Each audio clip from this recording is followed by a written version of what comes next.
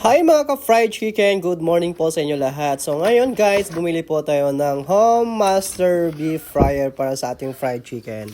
Dahil mahilig po tayo kumain ng chicken at saka mahilig po tayo magluto. So ito po yung passion po natin guys, magluto po tayo ng fried chicken dahil kailangan natin na i-expert itong ating fried chicken dahil in the future kailangan po natin na mag-business po guys. Okay, abangan nyo po guys ang aming fried chicken. Alright.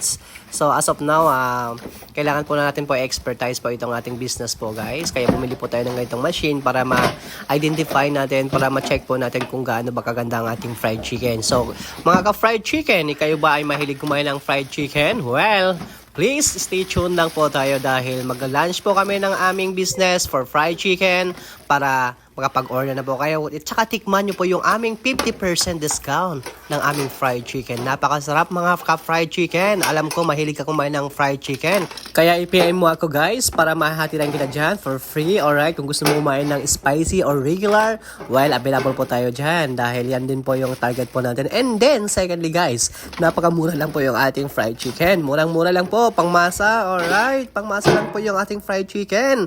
And then secondly, kung ikaw naman ang marunong magluto, well, I recommend na bumili po ng Home Master Beef Fryer guys. Mura-mura lang po yan guys. Okay, naka-promo po yan. Okay, kaya bumili po tayong kaninang umaga. So ayan, nalidismantle na natin dahil hugasan po natin para sa pagluto natin ng fried chicken. Bye-bye!